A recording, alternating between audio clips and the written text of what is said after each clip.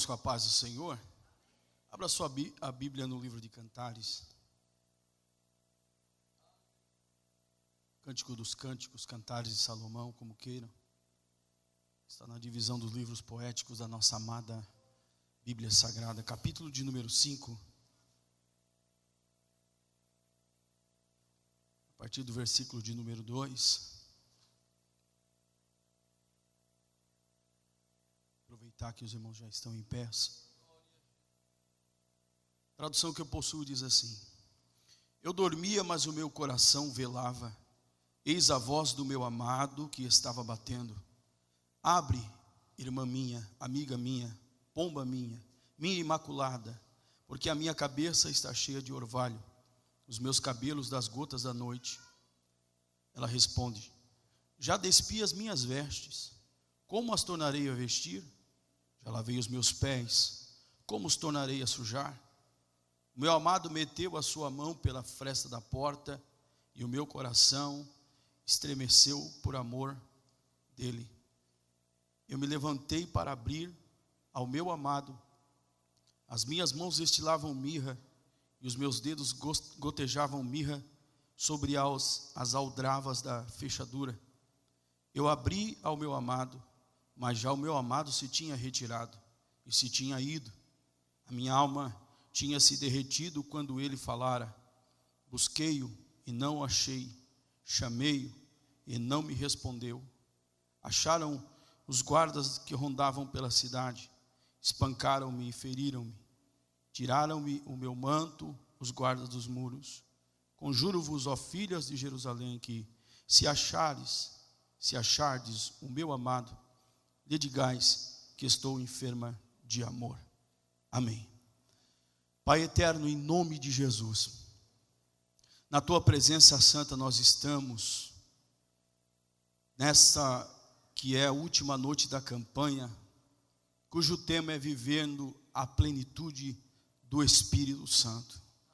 Usa de misericórdia, Senhor querido, queira remover as limitações do nosso intelecto, e que o Senhor tenha livre curso nessa noite para, através da tua palavra, falar ainda mais ao teu povo que se reúne aqui, e que saiamos daqui, Senhor, entendendo o que é verdadeiramente viver a plenitude do teu Espírito Santo. Fica conosco, unge os ouvidos dos teus servos e também a minha mente, de maneira que o teu nome em tudo seja glorificado. A igreja do Senhor Deus diz: podeis assentar, em nome de Jesus.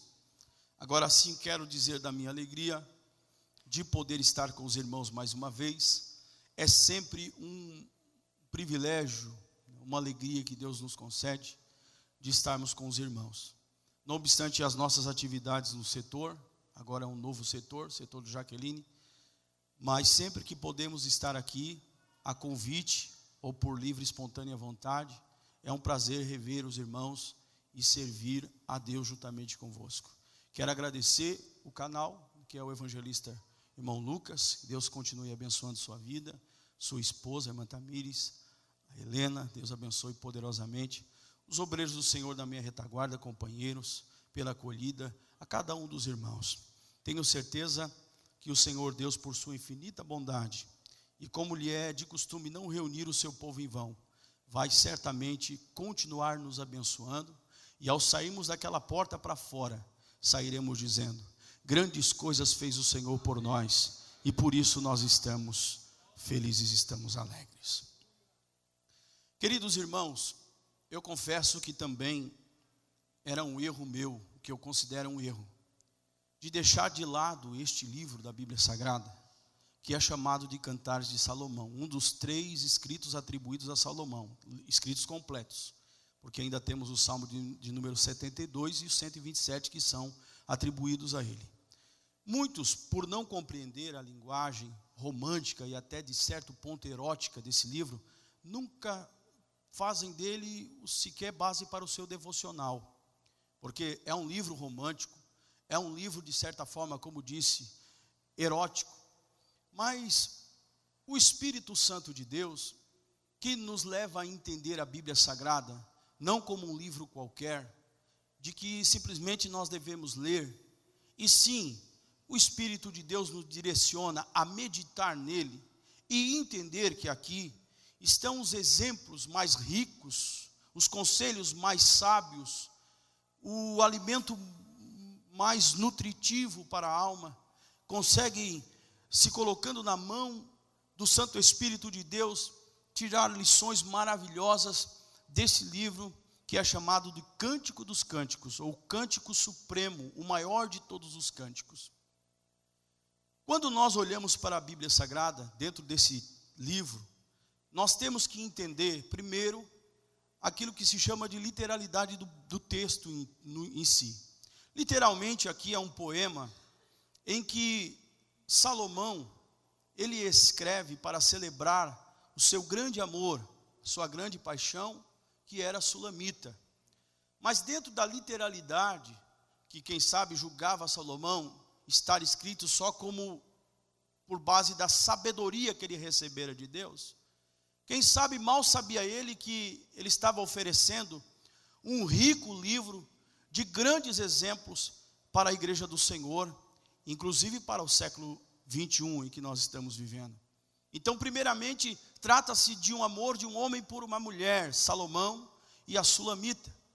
Mas também ele serve de exemplo para o relacionamento do Senhor Deus com a nação de Israel.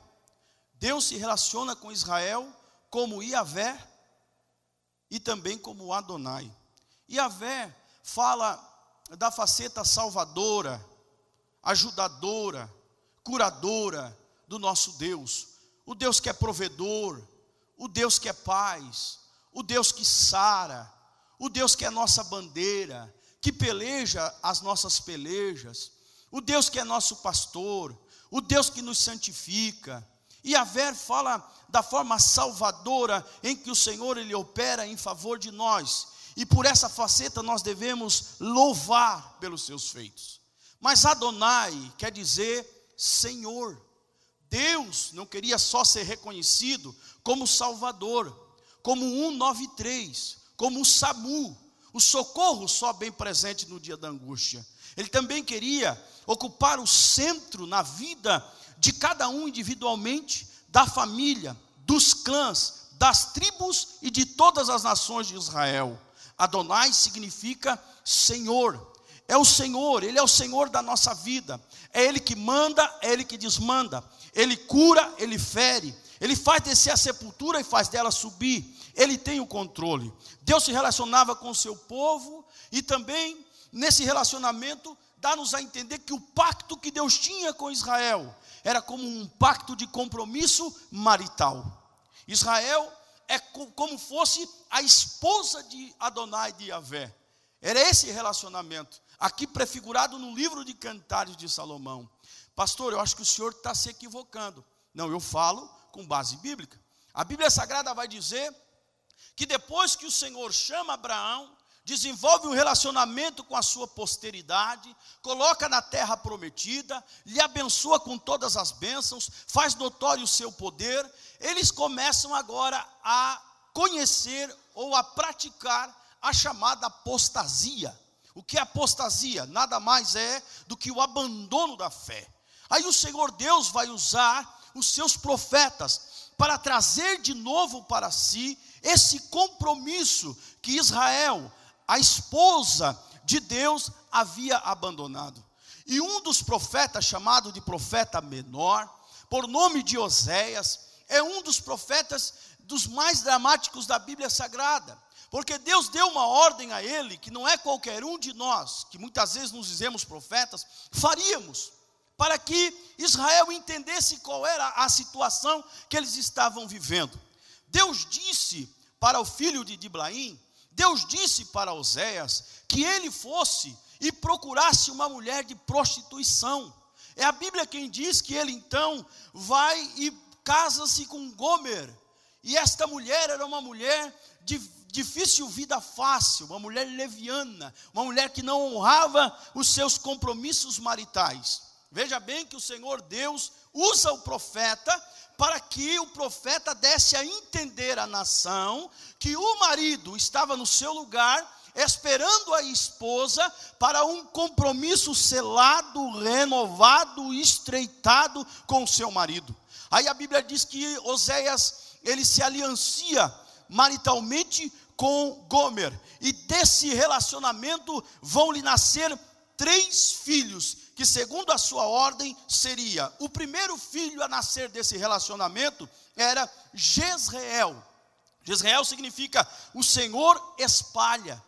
Deus estava dizendo que através da falta de fidelidade de Gomer, Deus iria tratar com o povo, de forma que os levaria para o vale de Israel e lá quebraria o arco. Jezreel também significa, como disse, o Senhor espalha. Ele iria espalhar, ele iria causar confusão entre eles, porque da união, porque o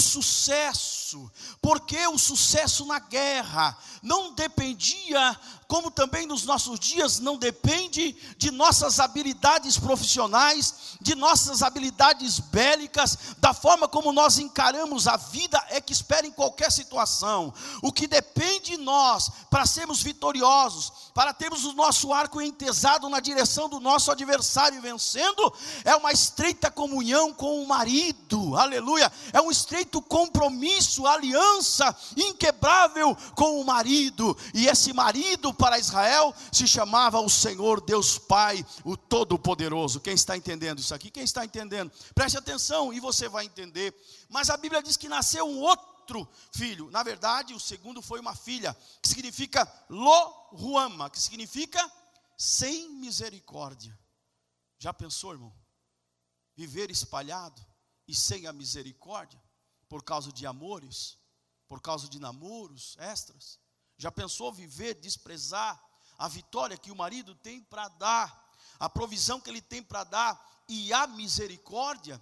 Deus estava dizendo à nação, ou se não voltar, eu vou retirar a minha misericórdia. Aí eu peço a alguém que tenha coragem de bater no peito ou se levantar com o dedo em riste e dizer: eu consigo viver sem a misericórdia. Eu quero ver homem, eu quero ver mulher, eu quero ver pastor, eu quero ver comerciante, eu quero ver pai de família levantar e dizer: eu consigo viver sem a misericórdia. Eu sei que ninguém vai se levantar, mas os que estão assentados e reconhecem que sem a misericórdia de Deus não somos nada, levante a sua mão direita para dizer: não retires de mim a tua misericórdia, Senhor.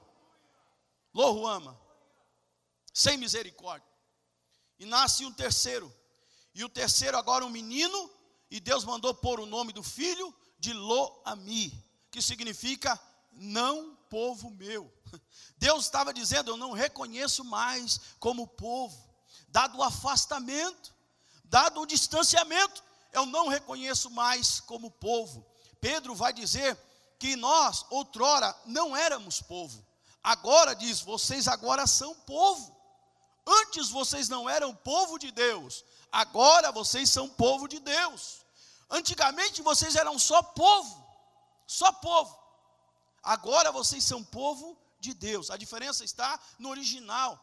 O simples povo, simples vivente é demo, de onde vem democracia, o povo liderando, de onde vem demagogia e tantas outras palavras que tem como o prefixo demo, é de povo comum, povo simples. Mas povo de Deus é Laos, o povo escolhido, o povo que tem a marca do sangue, o povo que saiu das trevas para a luz, o povo que caminha em direção ao céu, o povo que caminha para galgar a maior vitória, que lhe está certamente sempre latente e pulsante no seu coração, a de entrar às mansões celestiais e ouvir dos lábios santos do Senhor, daquele que nos fez povo: vinde benditos do meu Pai, e possuí por herança o que vos tenho preparado desde a fundação do mundo. Oh, glória a Deus. Já pensou? Deus estava dizendo: não reconheço mais como povo. Mas o nosso Deus, que é rico em misericórdia, antes que alguém o pinte de uma forma maquiavélica, de um carrasco, o nosso Deus é o Deus que detecta muitas das vezes o nosso afastamento silencioso, em que ninguém enxerga, e Ele detecta, Ele demonstra, mas Ele também movimenta, aleluia, a sua potente mão para nos trazer diante dEle. A vida vivida na plenitude do Espírito Santo é extremamente privilegiosa para nós, mas também é um grande desafio, haja vista a multidão de opositores, para que não vivamos uma vida de plenitude espiritual. É um privilégio, sim, mas veja bem que é um privilégio para nós, mas também, de igual forma, é também para Deus o desejo dEle. É privilégio nosso, mas Deus também quer, Deus também deseja, e Ele vai mover, vai usar profeta, vai usar circunstância, vai usar sonho, vai usar tudo que Ele sabe, os caminhos, os meandros para Ele entrar, para que você viva a plenitude do Espírito Santo de Deus na tua vida. Aleluia. A Bíblia Sagrada diz que quando Deus, depois que monta esse cenário profético, e certamente a nação de Israel começa a ver e começa a entrar em desespero, de saber que agora eles seriam espalhados, de saber que agora eles não tinham mais a misericórdia de Deus, de saber que agora eles estavam perdendo, não simplesmente uma credencial, não simplesmente um título, mas eles estavam perdendo esse sinal da graça, de ser chamado Filho de Deus. Antes que eles entrem no desespero, Deus começa a usar a boca do profeta, e a Bíblia vai dizer que o Senhor Deus, no capítulo 2, versículo 14, vai falar assim: portanto, eu vou tomar deixa eu parafrasear, eu vou tomar as devidas atitudes para que eles não aconteça o que eu estou profetizando. Porque, irmão, tudo que Deus precisa para mudar qualquer situação na nossa vida, por mais que nós estejamos trilhando o caminho de uma apostasia, de uma desgraça, se chama arrependimento. Dar ouvido à voz de Deus, nos colocarmos no lugar onde Ele quer que estejamos. A partir do momento que isso acontece, dentro de um coração sincero, aleluia, ainda que eu não venha diante do altar, que eu não chore aqui, mas aqui dentro, aqui das minhas emoções, eu estou ouvindo Deus falar, e eu estou entendendo quais são os namoros, quais são os flertes que estão me impedindo de sentir mais a glória, mais a graça, mais a plenitude, e saio daqui com um propósito de colocar em ordem o meu altar, de botar os meus joelhos no chão, de acertar os meus ponteiros com Deus. Tenha certeza, já é o Espírito Santo encaixando, aleluia, nos teus braços e te levando pelo caminho da reconciliação. Oh, glória a Deus, aleluia. E a Bíblia diz que as situações, Deus, Ele estava já provendo, trabalhando já. Aí diz a Bíblia Sagrada que Ele diz assim: eis que eu atrairei, aleluia, eu atrairei. Esse magnetismo que o Espírito Santo de Deus opera na nossa vida, é Ele quem nos atrai. Porque se nós fôssemos basear a nossa fé em homens, muito provavelmente nós já teríamos extraviado a nossa vida. Muito provavelmente nós teríamos não sequer vencido o primeiro mês de fé. Mas quem nos atrai é o Espírito Santo de Deus.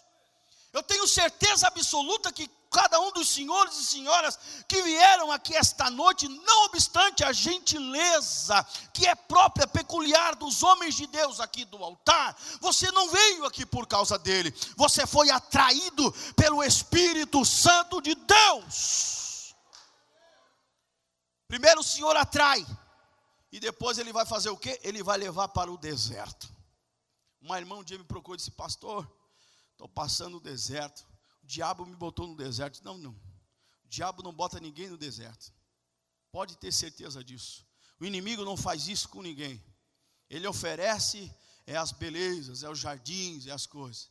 Quem leva para o deserto e com propósito é o nosso Deus. Porque deserto não é sepultamento de crente, Deserto não é cemitério de crente. Deserto é faculdade de crente.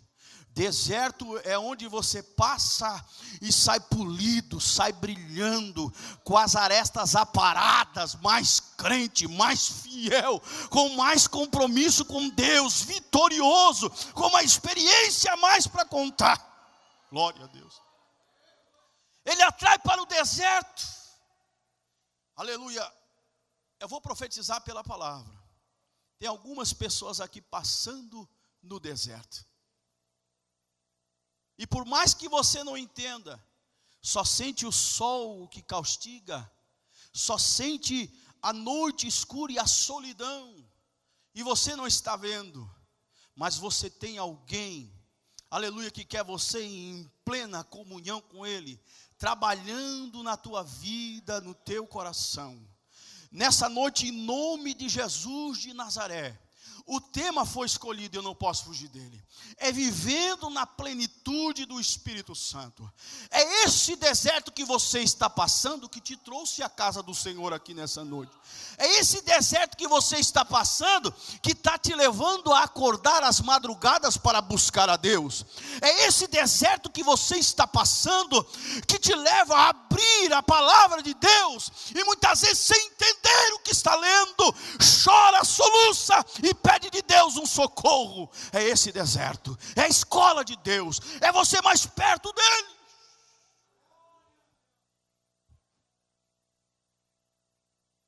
Eu atraio, eu levo para o deserto e eu vou falar no coração.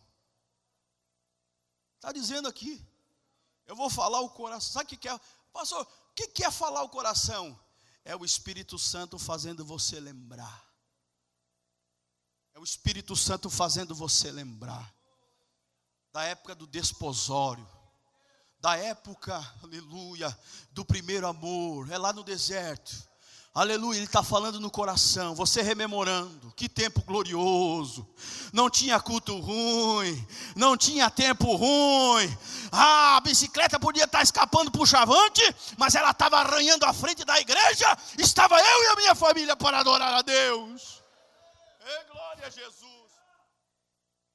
Ele fala o coração, fazendo a esposa rememorar a saída do Egito, a forma como o sapato não apertava os pés, o manequim da roupa crescia conforme o corpo de cada um deles. Esse tempo em que a pedra, a rocha se transformava em coco da Bahia, para hidratar a cada um deles. Esse tempo maravilhoso é no deserto que você lembra, aleluia, que não adianta correr de um lado para o outro. É no deserto que você lembra, não adianta murmurar, não adianta se queixar. É no deserto que você lembra que o Deus que te deu vitória na tua primeira semana de fé, Ele vai estar contigo até você cruzar a linha de chegada. Oh, glória a Deus. Ei, você que está no deserto e pensa, eu vou morrer. Não, lembra de que você já passou por outros. Lembra de que, aleluia, o Deus de Israel, o teu Deus, o Deus da igreja, não te deixa só nesse deserto. Glória a Deus. Eu vou levar o deserto e lá eu vou falar o coração. E diz ainda, e darei as suas vinhas, vai voltar a alegria. E dali até o vale de Acor. Acor significa sofrimento, dificuldade. Foi nesse vale que Acã foi apedrejado com toda a sua família. O Senhor está dizendo, mesmo que você esteja passando por um lugar de desgraça, é aí que vai se abrir a porta da esperança. E não é aquela do Silvio Santos da década, não, é a porta da esperança que se chama Jesus Cristo de Nazaré. Ele disse, eu sou a porta. Aleluia, eu sou a porta, quem passar por mim salvar-se-á, entrará, sairá e encontrará pastagem. Na dificuldade, Deus vai abrir uma porta de esperança para ter o seu povo unido a Ele, vivendo da plenitude do Espírito Santo. Quantos podem adorar a Deus por esta verdade? E glória a Jesus. Aleluia, aleluia. Vai passar o deserto, o Senhor Deus chama para perto de si. E diz a Bíblia no versículo 16, e acontecerá naquele dia, diz o Senhor, que me chamarás meu marido, e não me chamarás mais meu Baal. Escuta aqui, irmão, Deus não é Baal. Qual é a diferença? A diferença é que Baal tem olhos, mas não vê. A diferença é que Baal tem ouvidos, mas não ouve. A diferença é que Baal tem pernas, mas não anda. Tem mão, mas não apalpa, não afaga, não abraça. Aí é mais fácil servir um Baal, porque eu posso fazer o meu culto aí e tal, na frente dele, depois eu vou para onde eu quero, faço o que eu quero, ele não vai atrás de mim, ele vai ficar ali, ele não vê nada. Agora tem uma coisa, Baal não tem nada para dar. Agora o Deus de Israel, o teu marido, ele tem olhos como chama de fogo. Você está cantando com a boca, ele está sondando o coração. Você está levantando a mão, ele sabe de onde está procedendo. Ele sabe se você está indo no embalo do coro, ou porque você realmente está sentindo a voz dele, a presença dele, nessa noite. Não podemos confundir o nosso Deus com Baal. Ele está em todo lugar, em todo tempo. E também não podemos confundi-lo no tocante à inércia de um Baal. O nosso Deus é vivo. Alguém falou já aqui no começo. O nosso Deus é vivo. Você não pode chamar o teu Deus de Baal. Senhor, tu não está vendo? É claro que Ele está vendo, minha filha. É claro que Ele está vendo, meu filho. É que para tudo tem um tempo. Segura aí, fica tranquilo, descansa. Há um Deus do céu que não é Baal, que promete e cumpre. E eu quero profetizar porque eu também tenho fé. O teu dia está chegando. Prepara para subir aqui, dá testemunho e convida os pastores para um jantar lá na tua casa, porque tem vitória para a tua vida. Quem recebe?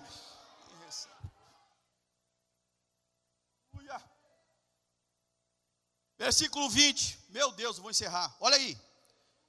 Olha aí.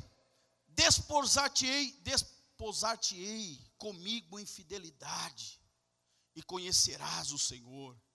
Naquele dia eu responderei, diz o Senhor, responderei dos céus, e estes responderão da terra. Olha que coisa linda. Quando é reatado, quando a proximidade volta a acontecer, acontecerá, e a terra produzirá, e a terra vai responder com o quê? Com o que a terra vai responder? Com trigo. Glória a Jesus. A terra vai responder com sustento, com trigo. Deus cuida das tuas necessidades. E também vai responder a óleo. Não vai faltar o óleo. E estes responderão a Jezreel, aquele Jezreel que nasceu para dizer que eles seriam espalhados, que eles não teriam vitória. Olha que Deus amoroso, que Deus glorioso. Vale a pena servir a Deus, que no ápice do seu amor até trata com as circunstâncias que nós não queríamos que acontecesse, mas tudo isso em demonstração de um amor, como quem quer nós juntinho dele, colado com ele, aleluia, vivendo a plenitude do Espírito Santo. Versículo 23, semeá-la-ei para mim na terra, e compadecer-me-ei de Lo-ruama, aquela que nasceu para dizer que a misericórdia seria retirada. O Senhor está dizendo, não, eu vou voltar com a minha misericórdia, eu vou voltar com a minha misericórdia. Lo-ami direi, ei, tu és meu povo, tu és meu povo. Mas não é como quem diz assim, eu estava brincando. Não é que ele estava brincando, ele está dizendo, já que vocês passaram pelo deserto, ouviram a minha voz, voltaram para mim, a misericórdia está renovada na vida de todos quantos precisam. Meu Deus. Salomão Sulamita, Deus o Pai e Israel, ela passa no deserto. Sabe que em Cantar de Salomão, capítulo de número 8, versículo número 5, tem uma pergunta. Ela está no deserto. Alguém viu? Aonde está? Foi para o deserto. Foi levada para o deserto. Ninguém mais viu falar. Capítulo 8, versículo 5 de Cantar diz assim, ó, quem é esta que sobe do deserto e vem encostada tão aprazivelmente ao seu amado? Ninguém entendeu? O amado foi lá no deserto, falou o coração, fez tudo o que precisava para que ela reconhecesse, eu vou sair desse deserto, mas eu vou agarrada contigo, Eu vou sair desse deserto. Esse deserto serviu para mim sair dele agarrado, dependente de ti. E deixo eu profetizar pela palavra que o Senhor Deus está trazendo alguém do deserto nessa noite, mais crente, mais firme do que nunca, aleluia, mais dedicada do que nunca, com propósitos renovados. Eu creio nesta verdade, porque ele veio, ele passou no deserto e te traz agora subindo desse deserto para a glória de Deus. É claro que vai estar morena, é claro que vai estar com algumas experiências, mas vem agarrada, dependente totalmente do seu marido.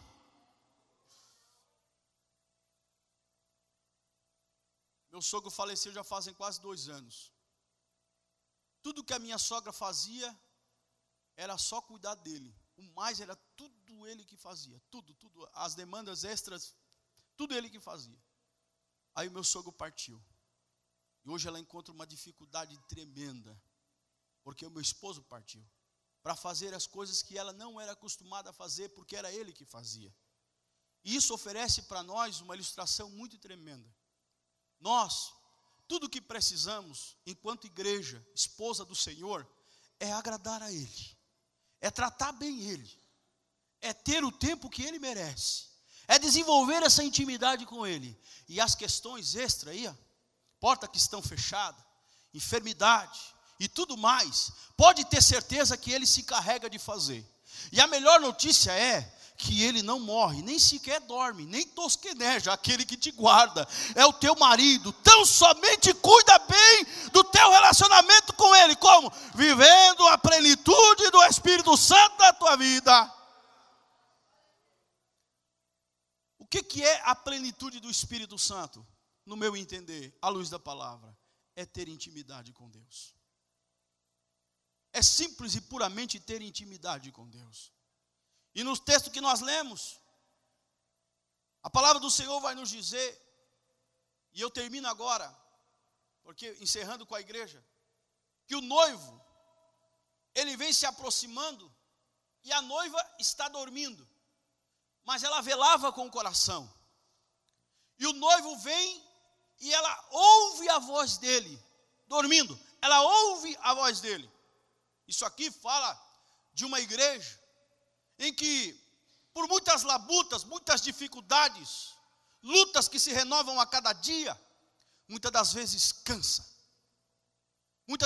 Na parábola das 10 virgens diz a Bíblia que todas tosquenejaram, até as que eram prudentes.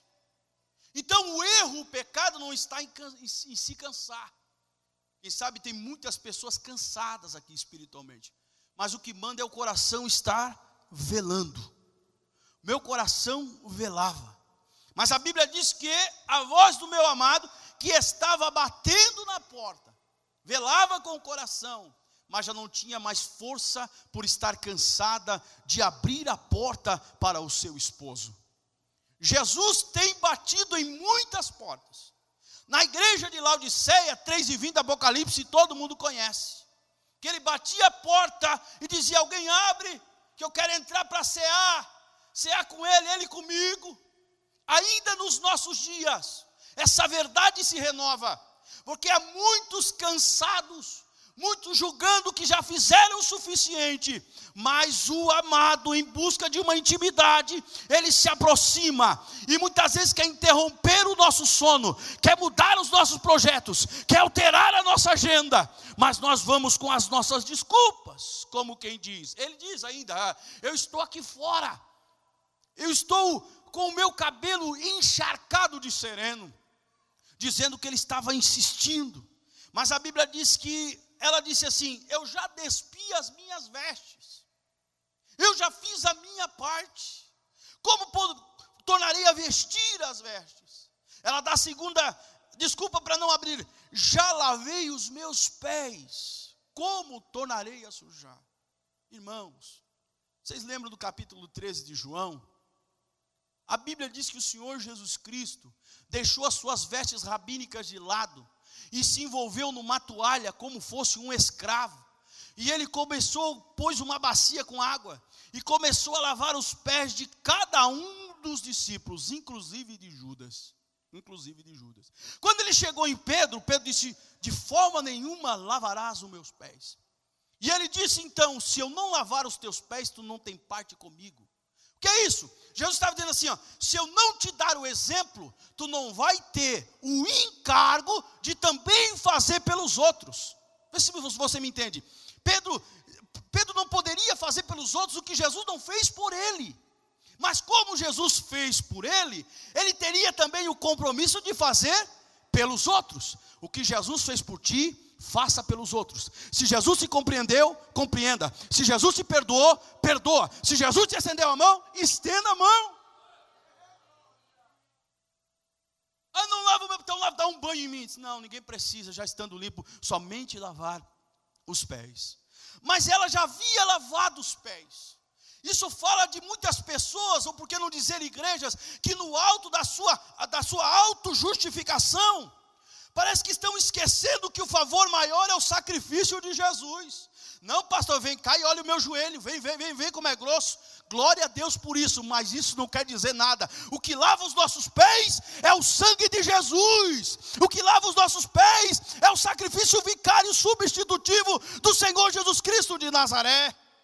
Não, eu mesmo lavo. Não, Jesus, lava tu, Jesus, limpa, purifica os meus pés, todos os caminhos onde eu andei, os caminhos onde eu trilhei, as pedras onde tropecei, aleluia, lava os meus pés. Mas ela não esperou, ela já havia lavado os pés, já tinha feito alguma coisa de que na verdade seria Jesus Cristo para fazer por ela, aleluia, e glória a Deus. Eu já lavei os meus pés, eu não posso mais sujar os meus pés.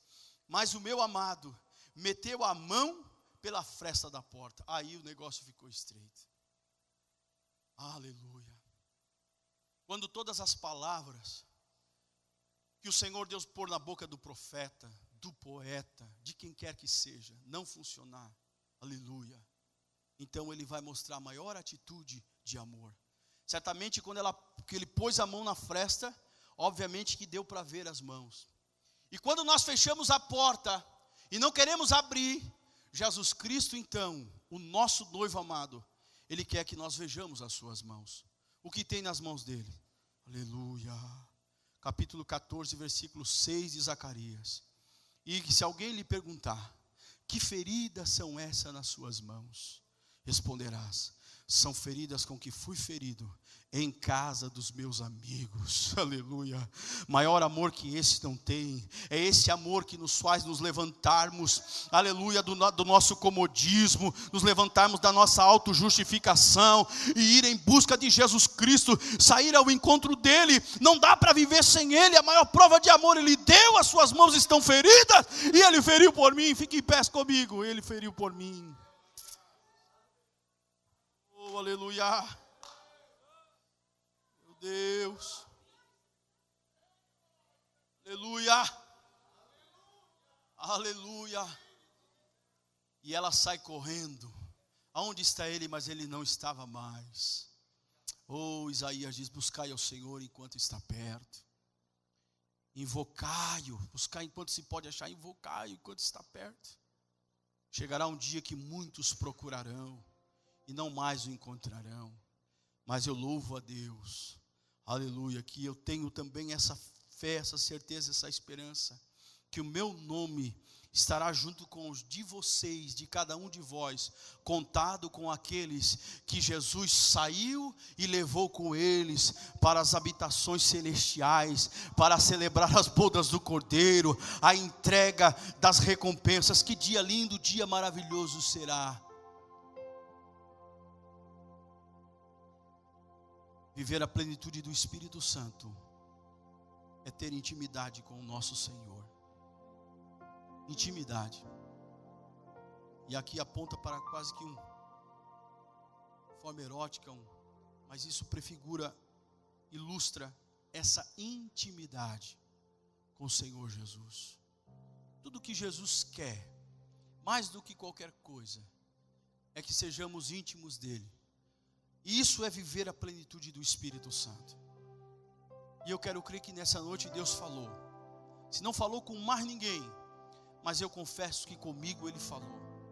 Não foi uma semana muito boa. Eu não estou aqui para desabafar, mas todos nós temos as nossas dificuldades. Também não preciso posar de super-herói. Mas Jesus falou comigo. Só agrada a Ele e deixa as questões externas que Ele vai cuidar para você. Ele vai cuidar para você. Ei, Jesus disse assim, ó, chegando numa casa, 2 irmãs, uma juntou-lhe a vassoura e deu fazer comida e tal, escolhe feijão e tal, não sei se era assim, mas... E a outra chegou e ficou aos pés. Aí a Marta olhou e disse, ei, Senhor, eu vou te servir sozinha? Manda ela vir aqui. Jesus disse assim, ei Marta, tu estás afadigada, distraída, entrasse num ativismo religioso, de um desencargo de consciência, e estás esquecendo do mais importante. O que é mais importante? É isso que Maria faz aqui, ó. Intimidade. Muito mais importante que a obra de Deus é o Deus da obra. Deus não quer só os nossos braços, Deus quer o nosso coração. Deus quer o nosso coração. E às vezes nos movimentamos, defendemos nossos departamentos, a nossa igreja de um lado para o outro, fazemos isso, fazemos aquilo. Aleluia, mas não paramos para um momento de intimidade com o nosso Senhor Jesus. Eu vi o testemunho do missionário que jejuou 40 dias. Depois que ele jejuou 40 dias, ele espalhou panfleto por toda a cidade, dizendo, venha porque tragam os paralíticos, porque eles vão andar, tragam os cegos, porque eles vão enxergar, tragam todas as pessoas endemoniadas, que elas vão ser libertas. E ele, baseado naquilo, sabe, e chegou e se aglomerou aquele monte de pessoas. Ele pregou, começou a orar, começou a suar, começou a chorar, começou a falar em língua, e nada aconteceu. E ele foi para casa muito frustrado, e foi falar com Deus e disse, Senhor, eu estou decepcionado contigo, 40 dias orando e jejuando, e o Senhor não fez nada. E o Senhor Deus fez ele entender com a voz do Espírito, dizendo, decepcionado contigo estou eu. Pensei que buscava-me para ter intimidade e não para fazer as obras. Busca a intimidade e o poder virá. Consequência de autoridade é intimidade. Busca a intimidade e o poder virá. Deus vai fazer por sua graça e por sua misericórdia. Como está a tua intimidade com o teu Jesus? Você abre a porta para Ele hoje. Quem precisa de uma oração pode, já vai vindo. Vai vindo, as horas já se foram. É o último dia da campanha. Aleluia, vivendo a plenitude do Espírito Santo. Aleluia, o teu coração vela. Você ainda ouve a voz dele, tudo bem, mas também precisa botar a roupa de novo. Se preciso for, colocar os pés no chão para abrir a porta. Ele está chamando, ele está desejando uma intimidade estreita, aleluia, espiritual contigo. Aleluia. Oh, aleluia. Aleluia. Oh, glória a Deus. Se nem todos alimentou, mas certamente muitos vacinou.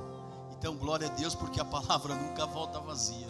Se estás em intimidade com Deus, continua, fica firme e esperando e crendo que a vitória vai chegar. Mas esses que estão diante do altar estão de repente passando por alguns desertos da vida.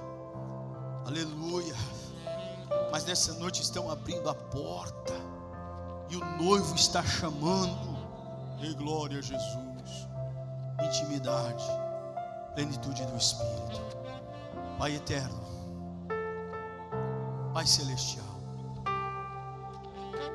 nenhum sucesso na nossa vida justifica o fracasso espiritual.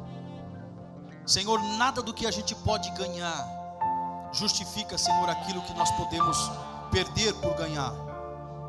Senhor, eu já aprendi que tem vitórias que são derrotas, e tem aparentes derrotas que na verdade são vitórias para a nossa vida. Nos ajuda por misericórdia e graça, porque, Senhor, vivemos um tempo de tantos flertes, de tantos namoros, de tantos Jesus multiplicado, Jesus, Papai Noel, gênio da lâmpada, tantas coisas, Senhor, que muitas vezes querem nos fazer abandonar o Jesus que salva, o Jesus que cura, Jesus que batiza com o Espírito Santo, Jesus que leva para o céu. Nos ajuda, porque somos humanos, Senhor amado, e os sedutores da nossa era sabe quais são as nossas baldas, sabe quais são as nossas preferências. Os sedutores da nossa época sabem, Senhor amado, aleluia, aquilo que nos atrai enquanto homens e mulheres, enquanto seres humanos. Mas Espírito Santo, enquanto vivermos nessa terra, nos ajuda, Senhor, a ver o que está por trás da aparência dos evangelhos oferecidos, aleluia, e contemplarmos a simplicidade da graça, do teu amor, da tua bondade, escondida naquela rude cruz, aleluia. As tuas feridas, Senhor, as tuas feridas são a maior prova do teu amor para conosco. Senhor, nos ajuda a mantermos a aliança contigo e não quebrarmos, porque disso nós dependemos para ter misericórdia, sermos reconhecidos como teu povo e não sermos espalhados como uma folha ao vento, como uma folha seca. Abraça os teus filhos, abraça o ministério, abraça a minha vida, a minha família, os pastores, cada um dos teus servos, e nos livra, Senhor amado, de um divórcio espiritual, por misericórdia, em nome de Jesus. A irmã deu um abraço na irmã, o irmão deu um abraço no irmão. Se é o casal, pode abraçar e diga assim: vamos ser íntimos do nosso Jesus.